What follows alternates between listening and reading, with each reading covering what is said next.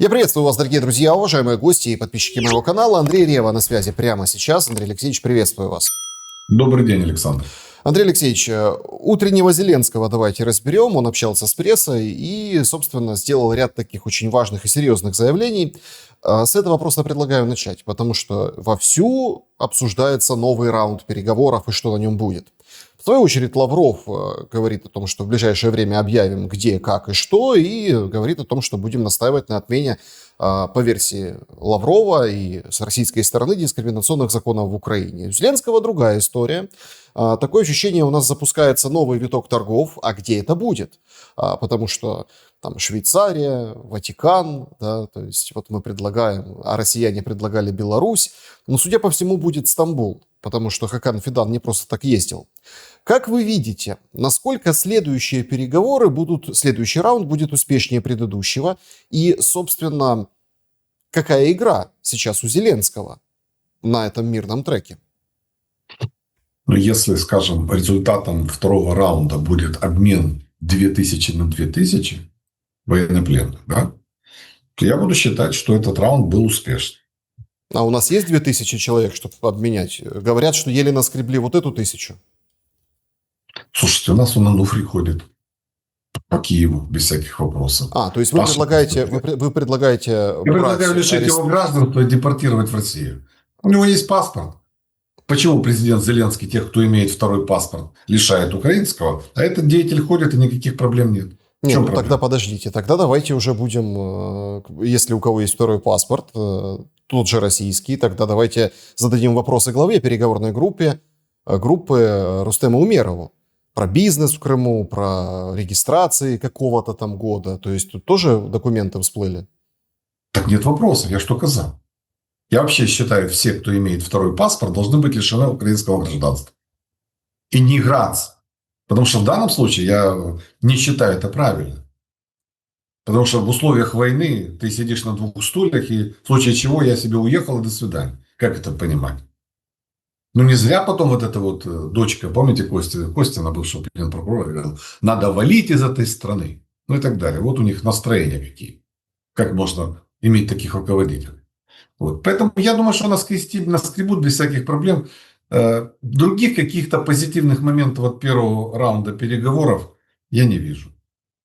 Да их и не может быть, потому что позиции сторон настолько диаметрально противоположны, что говорить о каких-то договоренностях несерьезно. Проблема заключается в том, что Зеленский играет по правилам Путина. Пытаясь потрафить Трампу, он пытается ему, так сказать, понравиться и действует абсолютно импульсивно и необдуманно. Ну, в частности, когда 10 мая в Киеве собрались серьезные люди. Канцлер Германии Мерц, премьер-министр Великобритании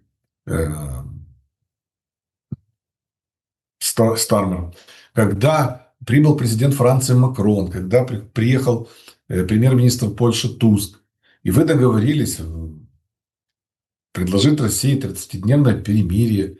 Вас поддержал Трамп, что если Россия откажется, то, значит, введут, як ви казали, пекельні санкции. И что формула следующая. Сначала прекращение огня, а потом переговоры. Практически Россия это дело отвергла.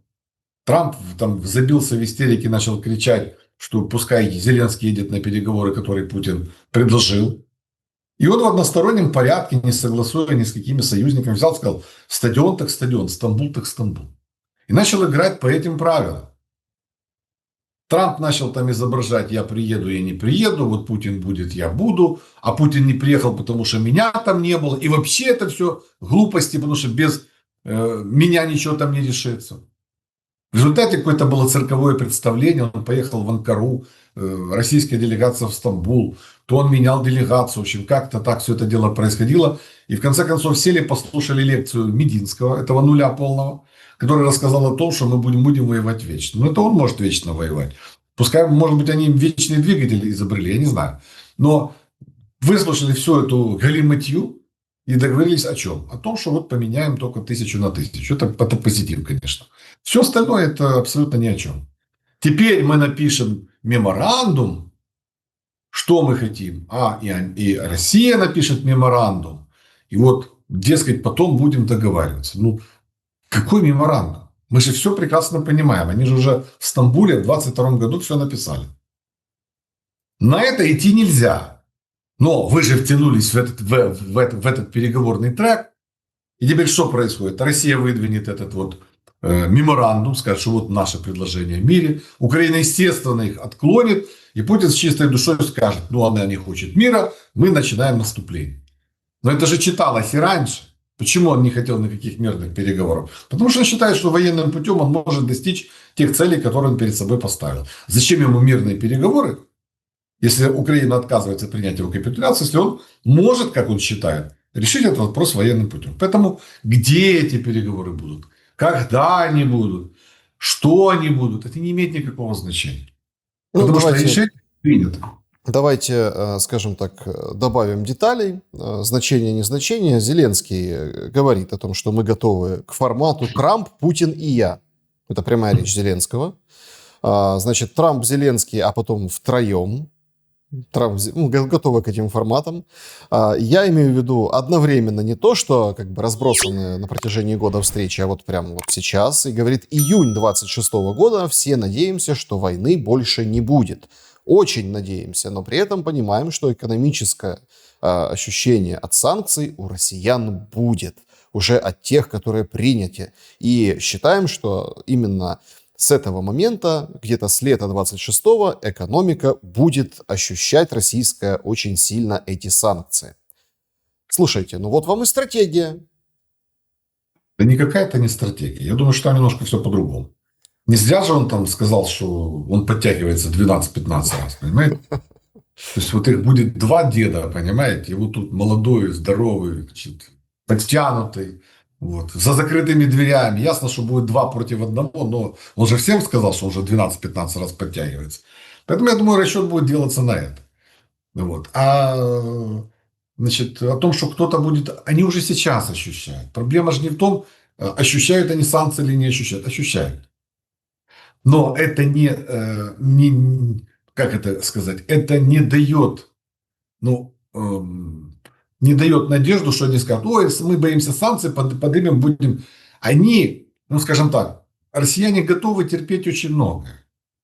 И до тех пор, пока не будет действительно каких-то очень ощутимых результатов санкционной политики, а ощутимый результат он какой? Ведь сейчас война ведется наемниками. И до тех пор, пока есть возможность нанимать людей, которые готовы воевать без обязательного призыва, и есть деньги, чтобы им платить, до тех пор этот ресурс можно использовать в ходе войны. Если не будет желающих, или желающих будет недостаточно, и если денег платить им будет не хватать, вот только тогда мы можем говорить о том, что какие-то серьезные проблемы у Путина возникли. Пока у него есть контингент людей и есть деньги, чтобы им платить, он будет продолжать войну. Это надо... По поводу людей тоже высказался. Говорит, у него есть информация, что 40-50 тысяч в месяц Россия набирает, Украина набирает 25-27. Несопоставимые величины, ну то есть как они в 2 раза больше, как бы классические. Что скажете по этому поводу? О чем нам говорят эти цифры? Если Россия наступает, соотношение должно быть 3:1. 2:1 это нормальное соотношение, если мы в обороне. Если мы наступаем, конечно, этого недостаточно.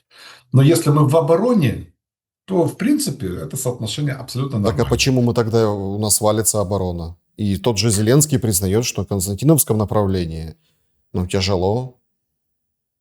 Ну, потому что Россия имеет численное превосходство, и у нас растянут фронт. Когда мы говорили о Курской операции, мы с вами говорили о том, что мы подведем итоги Курской операции, когда она закончится. Правильно? Что мы сейчас видим? Мы видим, что Курская операция была затянута. И в тот момент, когда нужно было ее прекращать, из политических причин ее продолжили. Как результат, Россия создала ударные группировки на этом направлении, и нам просто элементарно не хватает войск для того, чтобы закрыть всю линию фронта. Страна, которая обороняется, должна стремиться к сокращению линии фронта. Так говорит военная наука. Если вы его растягиваете без достаточных сил, вы нарываетесь на угрозу того, что ваш растянутый фронт, он будет тоньше, а там, где тонко, там и рвется. Что, в общем-то, и происходит. Ну, то есть наступление уже идет полным ходом. Ну, естественно, там ведь группировка порядка 50 тысяч человек собрана. Это нормальная армейская группа. И они наступают. Для того, чтобы их остановить, нужны системные укрепления. Должна быть система оборонительных укреплений построена. Должно в инженерном отношении быть оборудована местность и прочее. И плюс достаточное количество войск там должно находиться. А если противник имеет огромное численное превосходство и не построена или не оборудована линия обороны, ну тогда все может быть. Так как это было в Харьковской области в прошлом мае месяце, когда они прорвались к Волчанску. Мы же помним эти вещи, правда? Но сейчас мне кажется, что когда уже Харьковский урок должен был быть усвоен, там должны быть оборонительные укрепления, не такие, как в Харькове. Но посмотрим, пока не наступает. Что будет дальше, посмотрим. Андрей Алексеевич, а если мы попытаемся понять вот эту дроновую составляющую и попробовать проанализировать, ну, опять-таки, тут тоже, понимаете, ну, Зеленский признает, что да, могут выйти по 500 дронов в день, идут к 1000 дронов в день, я имею в виду россияне, по ударам по тылам Украины. Это же катастрофическая история. Это же действительно, ну, скажем, может быть переломный фактор и серьезное истощение тыла.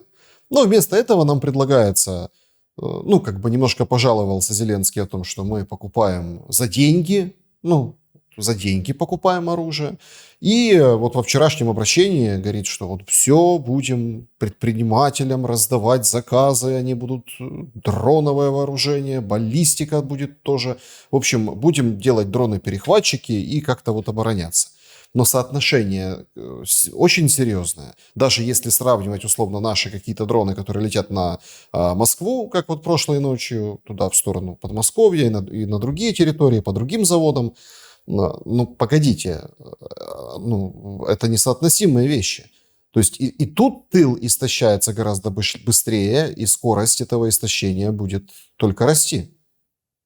Александр, удары по тылам, которые проводит Российская Федерация, которые проводит Украина, они на ведение войны не оказывают никакого влияния. Почему? Если вы сравните авиационные удары времен Второй мировой войны, либо по Лондону, как это делала в свое время немецкая авиация во время битвы за Британию, и то, как вела себя авиация союзников в 43-м, 44-м, 45-х годах, где они просто сносили города авиационными ударами, то ни в какое сравнение нынешние обмены ударами не идут. Это, скорее всего, психологическое оружие для того, чтобы держать напряжение населения. Потому что когда идет атака по Киеву, не только дроновой, с применением баллистических ракет, то люди сидят в метро. Ночью вынуждены находиться. Да, они не высыпаются, они в нервном состоянии. Плюс где-то что-то пролетело, ударило и так далее. То есть это создает нервозную обстановку и обстановку психологического давления. Точно так же, как наши дроны летят, значит, о них там срываются рейсы, люди сидят, нервничают в аэропорту и так далее. В военном отношении эти удары имеют меньшее значение, чем удары дронов в прифронтовой полосе. Вот эта полоса 40 километров от линии фронта в одну и в другую сторону, это фактически зона смерти. И значение имеет то, кто имеет преимущество в этой полосе. Не в дальних ударах, а в этой полосе. Какова там ситуация? Ситуация следующая. Россияне наладили государственную машину по производству дронов и запустили в промышленном масштабе выпуск этих дронов. Они определили базовые модели и ведут модернизацию тех моделей, которые они приняли на вооружение. Если вы возьмете нашу ситуацию, у нас система абсолютно децентрализована. Каждый лепит то, что он умеет, даже на любых подсобных площадях. Что-то Минобороны покупает, что-то Минобороны не покупает.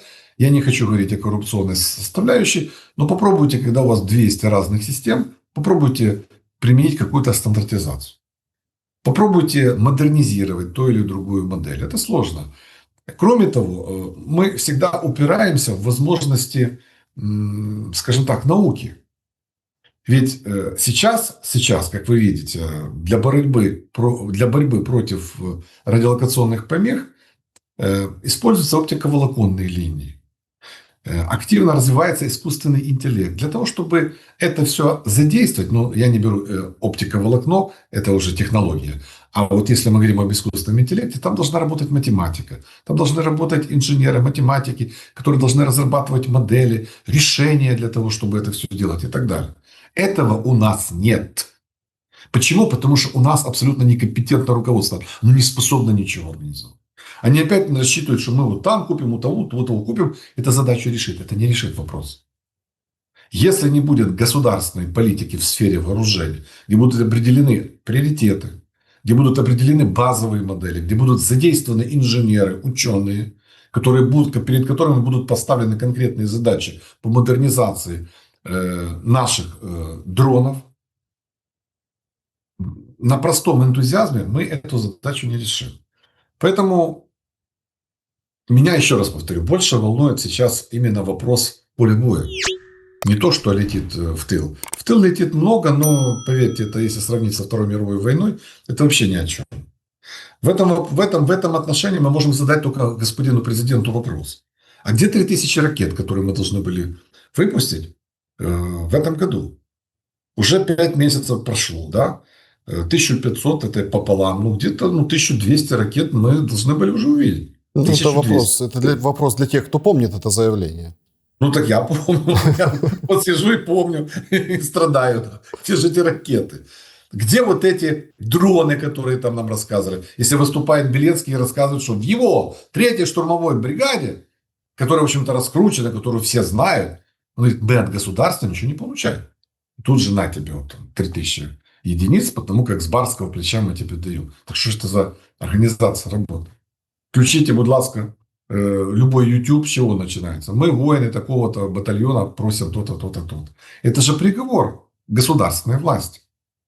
Она сидит, рассказывает о том, как наши космические корабли будут бороздить просторы Мирового океана. Они не тянут. Ни интеллектуально, ни организационно, никак. Они не тянут эту войну.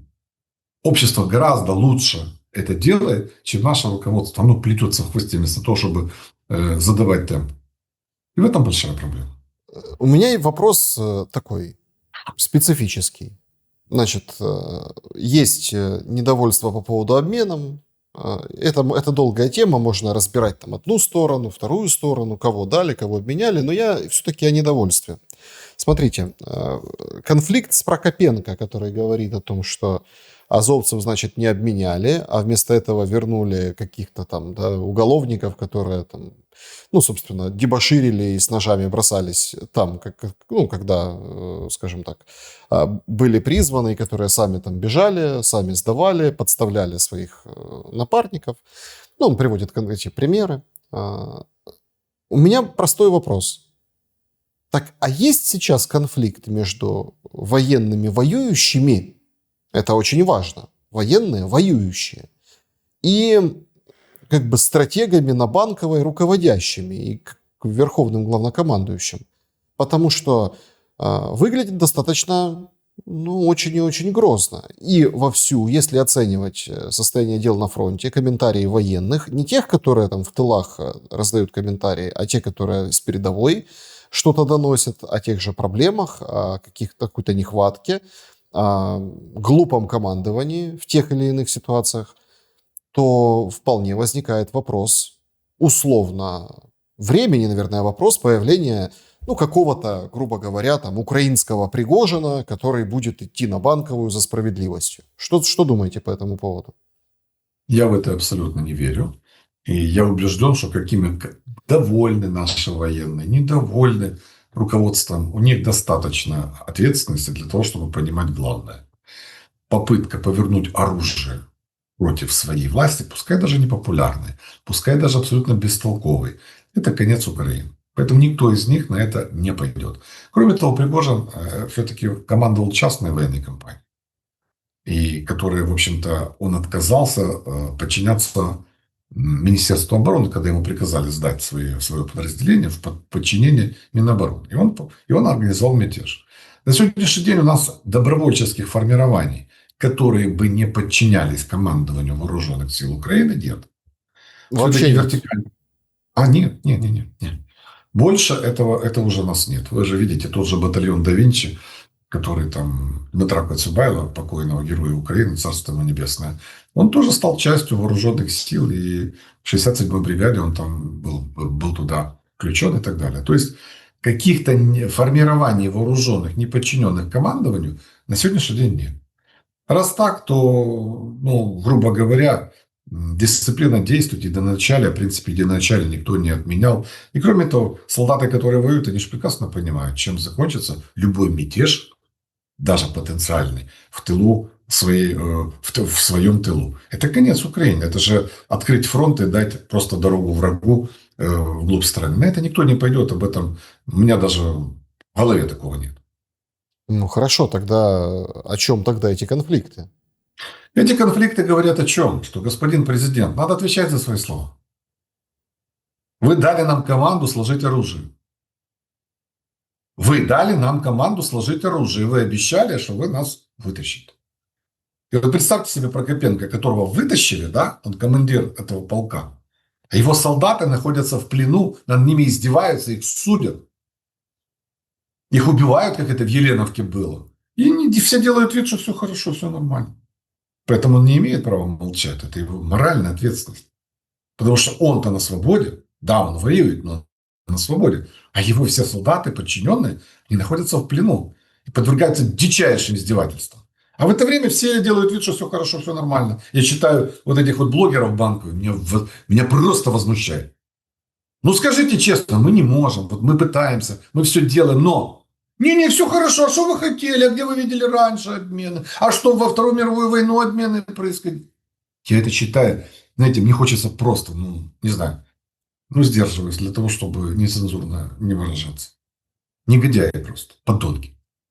Поэтому в данном случае Прокопенко просто, это его моральный долг перед этими своими подчиненными.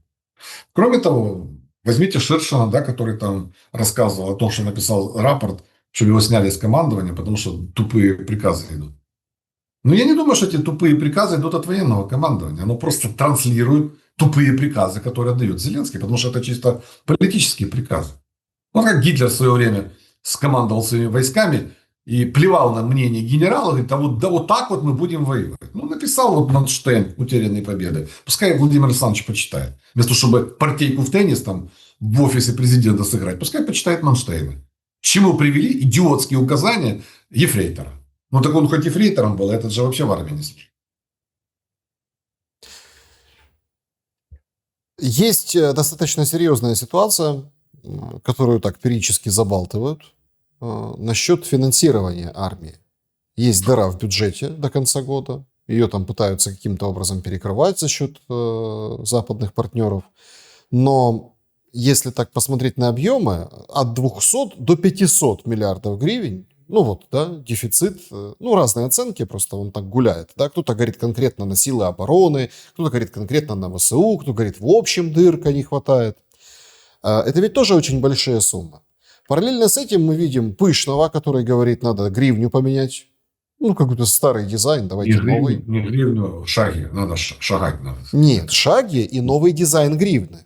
Ну это Шаги правильно. и новый дизайн гривны. Он же хочет, чтобы там подпись была уже кого? Пышного, а не Ющенко, там, Гетьмана, правильно? Должен быть подпись всего. Вот. Пышного. И, ну, підпис десь и підпис десь, да. Подпись здесь и подпись здесь, да. Вот, понимаете? То есть и параллельным курсом вот набирается, ну, маховик раскручивается, набирает обороты, ситуация с там, выписыванием повесток из налоговой. Гетьманцев даже лютует, бунтует, говорит, что ж вы делаете, да, вот так формально подходите. Надо как бы тех, кто нелегально работает, а вы всем тем, кто там по 200 гривен какие-то, скажем так, платежи проводил через новую почту или еще через какие-то отделения, вот вы им выписываете. То есть мы понимаем, что раскручивается история, что посполитые должны заплатить часть этих денег, причем по-разному. Есть вообще вариант решить эту проблему нехватки бюджетных средств и будут ли задержки зарплат военным в конце года? Александр, а когда мы говорим о проблеме нехватки денег, вам не кажется, что это, знаете, проблема не всеобщая? То есть, если нужно найти деньги на зарплаты чиновникам, повышение зарплаты, не выплату, а повышение зарплаты, чиновникам, силовикам, кроме военных, деньги есть. И в прошлом году их повысили, и сейчас вот то же самое бюджеты силовых структур и аппарата увеличены. Сегодня чиновник в Украине получает 54 тысячи гривен в среднем. Руководитель 116 тысяч гривен. 116 тысяч гривен. Эта цифра это вполне сопоставима с теми зарплатами, которые получают солдаты на передовой, и даже больше. То есть люди, которые находятся в тылу, ничем не рискуют. Они живут лучше, чем те, кто воюет. И эту ситуацию создало руководство страны. Если у вас есть деньги на подкормку всех вот этих вот вещей, то в чем ваш интерес? Деньги, опять же, изымаются с пенсионного фонда. Гетманцев сейчас плачет о том, что для того, чтобы повысить пенсию с 2361 гривны до 4000, нужно 2 миллиарда гривен в месяц. И посчитал умный Гетманцев, что нужно 24 миллиарда гривен на год. Так они из пенсионного фонда изъяли 29 миллиардов в государственный бюджет на зарплаты чиновников. Это было в 2023 году. И такая же приблизительно сумма в 2024 году изъята. Из пенсионного фонда. Они из фонда занятости изымают деньги, которые должны безработным идти. И на Вовину 1000, на кэшбэк и так далее. Это Юля Лампочка Свириденко творит. Чудит. Они заморозили минимальные зарплаты и минимальные пенсии на 3 года. Они готовятся пенсионную реформу провести и отменить индексацию пенсий по основанию инфляции. И когда мы говорим о нехватке денег на армию, то как же ее может хватить, если она финансируется по остаточному принципу? Ну, по факту так оно и есть. Посмотрите на дебиторские задолженности Министерства обороны. Куда они деньги подевали? Заплатили за контракты наперед и не получили обратно ничего. Где проплачивают нашим отечественным предприятиям, они выпускают некачественные боеприпасы. Об этом все пишут. И никакой реакции со стороны Верховного Главнокомандующего. Поэтому я еще раз говорю. Нет, понимаете, это как у кота Матроскина. Средства у нас есть, у нас ума не хватает. То есть, если у вас есть приоритетные задачи в государстве, а нет у нас более приоритетной задачи, чем оборона страны, то вы второй год не дофинансируете, не планируете правильно военные расходы. Это как называется? С них же должно начинаться планирование. То есть, сначала мы обеспечиваем армию, а потом все остальное. А у нас наоборот. Спочатку мені, оце я подивився, все я такого, а що там, ну потім розберемося. Ви там відео виставте, вам що хлопці підкинуть. Нормально? Вот в чем проблема. Проблема в том, что политическое руководство страны не считает защиту страны приоритетной задачей. И, соответственно, распределяет финансовый ресурс вот именно так, как оно его распределяет. А мы все потом ходим и возмущаемся. Ну так это же вот политические решения кто у нас принимает? Один единственный человек. Его надо спрашивать. С моей точки зрения. Зачем Зеленский ввел санкции против Мосейчука? Зачем он против вас санкции ввел? Что он плохого сделал? Вот, понимаете, человек читает Facebook, смотрит YouTube, кто-то ему нравится, кто-то ему не нравится. Это вот его реакция. Это он вам дизлайк поставил, так же, как Мосейчуку. Слушайте, понимаете, вот не нравится ему кто-то, и вот он, значит, вот так вот реагирует остро, понимаете? Ну, не хочу даже комментировать. Ну, такой человек, понимаете? Такой человек. Мелкий, мстительный, вот этот вот мелочный такой вот, вечно комплексующий, все меня не любят, я вам покажу. Ну, ему можно как Паниковскому когда-то, помните, когда Паниковский плакал и рассказывал Бендеру о том, что он старые девушки не любит, он говорит, обратитесь в Лигу сексуальных реформ, вам помогут. Вот где-то так. Чтобы он перестал уже ныть, в конце концов. Смотреть противно. Нет, ну просто понимаете, в чем дело? Это же как снежный ком, эта вся санкционная история. То есть уже я хотел процитировать. Указы, значит, в последние дни республики указы сыпались один за другим и уже имели не характер не общих, а направлены против конкретных личностей. Вот так Тацит описывал последние дни Римской Республики. Но нет ощущения, что последние дни режима Зеленского. Последние дни Зеленского у меня есть четкое ощущение, что он понимает, что ему приходит конец. Объясните. Политический конец. Это четко видно. И он поэтому вот уже пытается, знаете, вот так вот я вам сейчас уже наостанок я вам всем покажу. Вот это у меня стойкое ощущение. Каким будет этот конец, если он так близко? Ну, видите ли, в политическом плане, если посмотреть на Трампа, Трамп плывет в фарватере политики Российской Федерации. Вот все, что Путин хочет, он делает. Сейчас они запели новую песню, что надо выборы провести в Украине. Да? Ну, как-то Я не прошло исключаю, мимо что сейчас меня, Трамп... если честно. Что-что? Прошло как-то Что-что? мимо меня. Они очень сильно отложили эту тему. Да? То Лавров есть... сейчас заявил о том, что Нет, так проблема вся... Подождите, Лавров это ж не Трамп. Ну, так Лавров – это человек, который дает месседж, транслирует, а потом Трамп это дело поддерживает. Вот как-то так происходит. Поэтому вот сейчас они запели о том, что Зеленский нелегитимен, что основная проблема – это при подписании мирного соглашения, вот кто будет подписывать. Я не исключаю, что сейчас Трамп к этому подключится. И тогда они вдвоем будут давить на Зеленского, давая идеи на выборы. Например. Или как-то по-другому. Понимаете, в чем дело? Мы ведь очень уязвимы с точки зрения военной помощи, внешней помощи. Да? И, по крайней мере, сейчас Трамп, ну вы же помните, когда вот он только просто там остановил обмен разведданными и чуть-чуть там притормозил помощь Украине, какие вот сразу проблемы начались. А ведь если это будет сделано по-серьезному, я не верю в то, что он введет санкции против Путина, а против нас вполне возможно. Вот это будет Подождите. То есть он не введет против Путина, а введет против Банковой. Вполне возможно. Сейчас они выйдут и скажут, что вот мы пришли к выводу, что наша помощь, которую Байден сонный Джо передавал, она разворовывалась. Помните ситуацию с кольчугами, да? Ведь их так и не нашли в Ираке. А Кучму объявили там чуть ли не нарушителем всех международных санкций, и чуть ли он там не попал под раздачу. Пришлось даже батальон радиохимической и биологической разведки направлять в Ирак, чтобы не попасть под американские санкции. Так и здесь. Ведь их задача как? Вот если мы попадем под обвинение, отмазаться будет очень тяжело. Если есть желание у Трампа нанести ущерб Зеленскому, он это сделает. И проведут кампанию так, что мама не горюй. Это несложно. Ведь они же почему сейчас вот эту сделку быстренько заключили?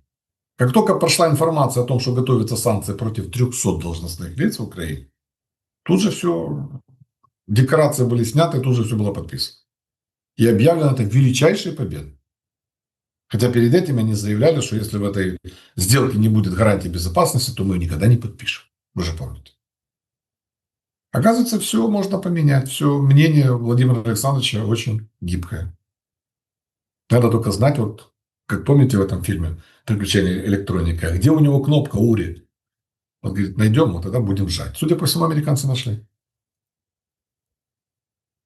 Ну, как-то не сильно туда тычут, если честно. Ну, зачем? Понимаете, в чем дело? Ведь Трамп не император и не царь.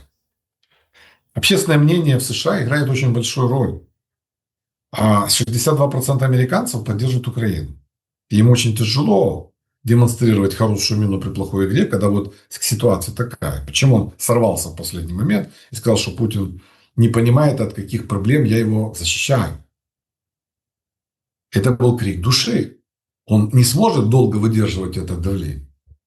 Но я так понимаю, что у Путина есть что-то на Трампа очень серьезно. Раз Трамп плывет в его формате. Когда-то мы об этом узнаем. Надеюсь, доживем. У меня вот такой нестандартный вопрос.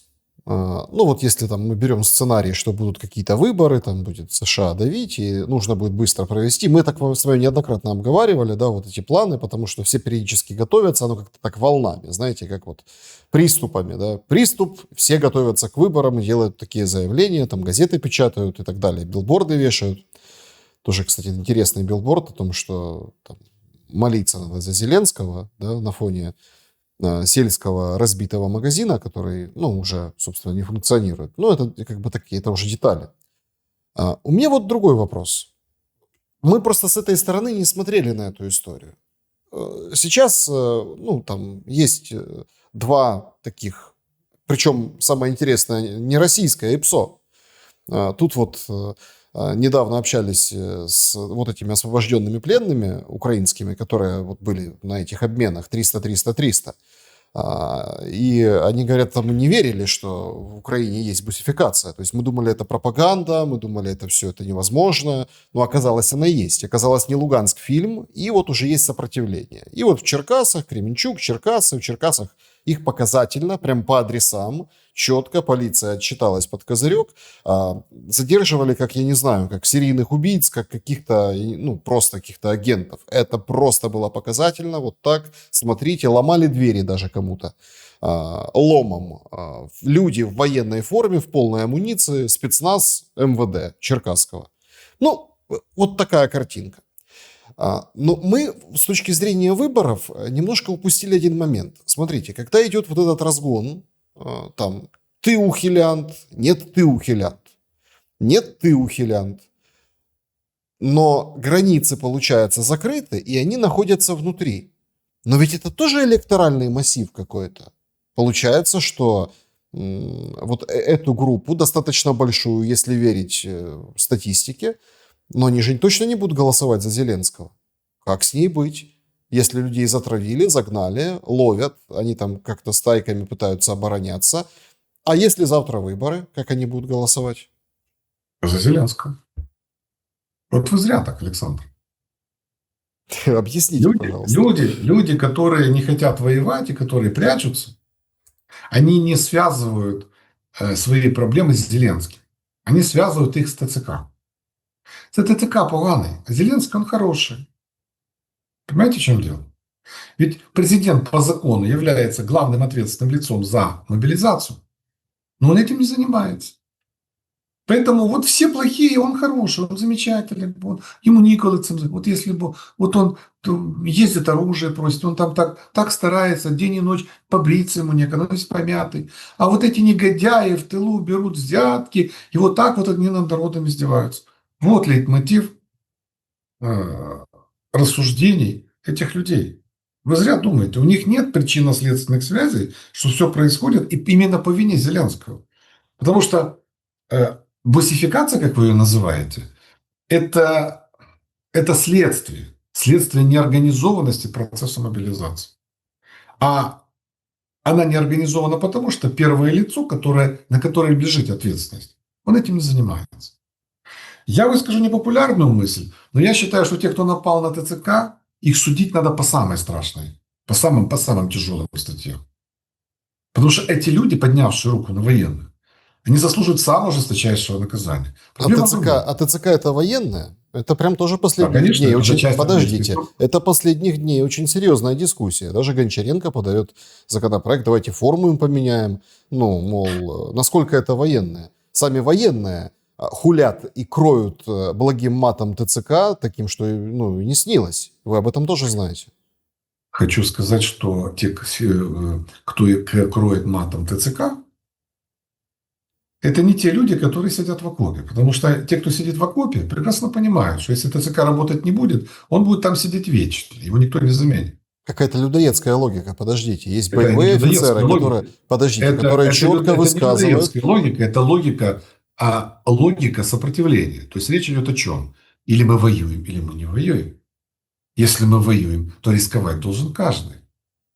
А если человек, извините меня, 6 миллионов людей не зарегистрировались, находятся в Украине и не зарегистрировались как военно обязанные, то как назвать этих людей? Вот вы говорите, ухилянт, не ухилянт. Но если человек не находится в резерве, хотя он здоровый, все, призывного возраста, кто он такой? Он нарушитель закона. Вопрос ведь не в том, форму будет носить ТЦК одну или другую. Вопрос в том, почему ТЦК этим занимается. Ведь ухилянт, если он нарушитель закона, то этим должна заниматься национальная полиция. Она вмешивается, когда бьют ТЦК. Нет, дорогие мои, вы должны разыскивать тех, кто ухиляется, и привозить в ТЦК. Если Так, вы на а улице зачем тогда, поймали подождите, а ухилянта, зачем нам тогда если вы вот на эти улице поймали ухилянта, группы оповещения который ТЦК? находится в розыске, то если им Нет. занимается нацполиция, никто не пойдет драться. Но Смотрите, если этим занимаются люди в ТЦК, тогда, тогда конечно, логика мобилизации должна быть другая. Логика. То есть, да, полиция вот врывается в дома, которые там вытолкали, выгнали со своего двора мужикам и женщине одной в Черкасах и наказывает этих людей за то, что они это сделали. Но тогда ТЦК не должны ездить по конечно, дворам, крутить, да, вязать, они да. должны сидеть О чем я и красивые, говорю. Александр, с я об этом бумажечками уже 6-й раз у вас на выписывают передаче повестки. говорю. Смотрите, есть первое лицо, Верховный главнокомандующий. Есть Совет национальной безопасности и обороны. Туда входит премьер-министр, глава Верховной Рады, главком вооруженных сил, начальник генерального штаба, ГУР, СБУ, прокурор генеральный, министр внутренних дел, главы администраций областных военных. Тебе что, трудно раз в месяц их всех собрать? Генштаб довел планы по мобилизации. Тут же поставили задачу перед главами областных военных администраций. Они разъехались. Они на местах собирают такой же совет. В присутствии прокурора, начальника полиции, СБУ и так далее. Глав органов местного самоуправления. Доводят планы до кожной территориальной громады. И в конце месяца ты их опять собираешь и смотришь на выполнение. 3 последних увольняются твоим указом. И все. И процесс пошел. Теперь дальше. Механизм оповещения и мобилизации. Если у тебя есть национальная полиция, если у тебя есть органы военного управления, ТЦК присылает повестку, мне, например, да? Я ее получил и не явился, то кто меня должен искать? ТЦК или нацполиция? Ну, ежу понятно, что национальная полиция. Это их функция. Что говорит министр Клименко? Це не мы, не, це не мы. 150 тысяч бугаев сидит в тылу, ни хера, извините, не делают, и они тут ни при чем, хай ТЦК этим занимается. Армейцев бросили, кинули, сказали, что хотите, то и делаете, кого вы наловите, это ваши проблемы, все конфликты, это вы плохие, а мы хорошие, мы в стороне. И вот поэтому все это дело и происходит. Я о чем говорю? О том, что у нас государство в лице Зеленского устранилось от проблем мобилизации. И перебросили это все на ТЦК. Ви можете поміняти їм форму, сказати, що вони будуть зовсім в іншій формі ходити. Но это не решает вопрос. Потому что задача заключается в том, чтобы изменить систему. Каждый должен отвечать за то, что он делает. ТЦК разослал повестки, доложил, кто явился, кто не явился в полицию, и полиция занимается розыском этих лиц. Все, тогда все работает. Тогда работает. Значит, ну, смотрите, мы видим, как работает. Сейчас, видим, да. Сейчас при неорганизованной мобилизации мы видим, как оно работает. Но как должно работать, я рассказал. Мы видим, что дискредитируют вообще вооруженные силы. ТЦК. Кто дискредитирует? Дискредитируют те, кто его подставили, вооруженные силы. Ну скажите, ведь мы же говорим, что вооруженные силы не могут быть задействованы при решении внутренних проблем, правильно, страны? Это не мы говорим, ну подождите, но мы это говорим с 2014 года, когда началась АТО и задействовали войска. Это конституция страны. Очень четко, что это вторжение Российской Федерации. Это где? В 2014 году? Есть закон 2018 года. В 2014 году? Это оккупированные территории Российской Федерации. В 2014 году применять против своего населения армию, это было прописано? Да какое же население свое? Вы что, считаете, что Гиркин гражданин Украины? А вы считаете, что люди... Или Бородай гражданин Украины? Бородай, кстати, Или, гражданин извините, Украины. все бандиты, которые пришли с России, это все украинские граждане? Нет, это были бандиты. Это было вторжение на нашу территорию. Поэтому против них и применялось вооруженные силы, как иначе. Это нормально. Смотрите, это были россияне. И Гиркин прямо сказал, если бы не я, войны бы не было. То есть это было вторжение извне. Это не было восстание на Донбассе, извините. Это было вторжение. Поэтому вооруженные силы применялись абсолютно правомерно. Ну так, а сейчас мы применяем вооруженные силы против гражданского населения. Вы же говорите, что ТЦК это военное. Так вот к чему я веду. Вот если сейчас вот то, что происходит, вот это неправильно, так не должно быть. Потому что ТЦК не может исполнять разыскную функцию. Это функция нацполиции. А нацполиция устранилась при попустительстве Верховного Главнокомандующего, который мог бы это дело исправить, но не хочет. То есть это его вина, а не ТЦК. Это Еще одна тема, она очень острая, и я считаю, что важная в дальнейшем геополитическом раскладе, с которого мы начинали, в контексте переговоров. Там Зеленский говорит, дайте 30 миллиардов для того, чтобы мы будем разрабатывать свое вооружение. Давайте в счет российских активов давайте. То есть 30 миллиардов до конца года. Это его такой посыл. Параллельно с этим Бильд пишет о том, что Германия может профинансировать украинские ракеты дальностью до 2500 километров. Мерц сегодня в Берлине якобы может об этом заявить на встрече с Зеленским. Так источники говорят издания. Также ожидается о том, что передадут Марс-2 РСЗО, GPS, разные управляемые ракеты М-30, М-31. Сами Таурусы не дадут. Да? И причем так интересно, Мерц его там шатает из стороны в сторону. Он сначала сказал, потом, видимо, понял, что сказал, дал немного заднюю. В общем, Таурусы – это не про Таурусы. То есть, но это про деньги. Мы дадим Украине, а они будут разрабатывать деньги, технологии, или что-то еще. Насколько вот этот дальнобойный, ракетный, я подчеркиваю, не дроновый, дроны мы обсудили, а вот ракетный фактор, вообще фактор, и не приведет ли это к еще большей эскалации? Вот та картинка, которую вы рисовали, опираясь на бомбежки Лондона во Второй мировой войне, там, когда Дрезден снесли до основания, не появятся ли у нас такие прецеденты, как раз-таки не являются ли эти дальнобойные, скажем так, усилия первым шагом к ожесточению вот этой воздушной войны? От города Энгельса до города Харькова по прямой 700 километров. В Энгельсе базируется российская дальнобойная авиация, дальнебомбардировочная авиация Ту-95, которые вылетают из Энгельса, летят к Каспийскому морю. Почему? Потому что крылатая ракета может не полететь, а упасть. Вот лучше пускай она падает в море, чем она падает на головы людям. Так вот, если бы Украина имела ракеты, скажем, до 1000 километров дальность, аэродрома Энгельса уже бы не было. Ведь вопрос стоит не в том, чтобы лупить по Москве, там, не знаю, по Казани или так далее, по городам и по мирным кварталам. Речь идет, что есть огромное количество объектов стратегической авиации, которые мы могли бы доставать. И это было бы абсолютно нормально. Потому что баллистическими ракетами уничтожить такой крупный город, как Москва, даже Киев, невозможно. Невозможно. Можно нанести ущерб, можно там куда-то попасть, убить там какое-то количество людей. Но снести город, это физически невозможно. Не получится это. Даже современными средствами без применения ядерного оружия. Конечно, если ядерное оружие применять, это совсем другой вариант. Нет, Но применить ядерное оружие против мирного города... Подождите, у России есть орешник. Без ядерного. Это так сказал Путин. Но пока мы его не видели. Мы его видели в единичном экземпляре и огромное количество понтов. В конце концов, в России есть царь-пушка, которая теоретически стреляет самыми мощными ядрами.